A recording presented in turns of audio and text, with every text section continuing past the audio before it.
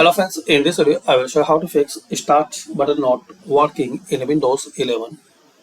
So firstly guys, just you restart your system. Sometimes after restart it will work. And after restart still you are facing this problem, so you can try another method. Press Windows key plus press Ctrl Alt Delete key and here select Task Manager using your mouse or key. Press enter. Here find out Windows Explorer.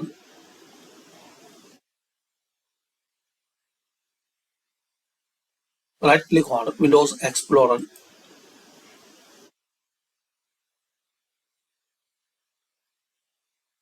and restart and try. Still you are facing problem, so click here,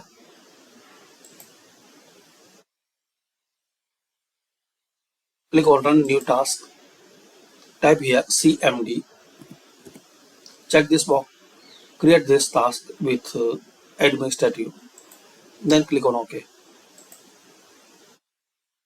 Now type here SFC space slash scan now, press enter. Now guys, it will take couple of minutes, so complete this scanning, and once this complete, restart again. And another method you can try, again click on run new task, type here PowerShell,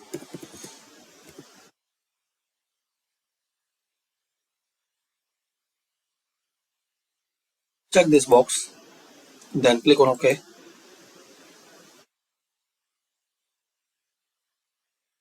Now copy and paste this command line I will give in description. Press enter.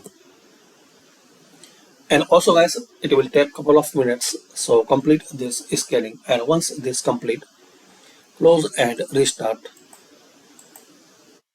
So hopefully guys, using any method this problem will be fixed. Thanks, and comment this video useful for you or not.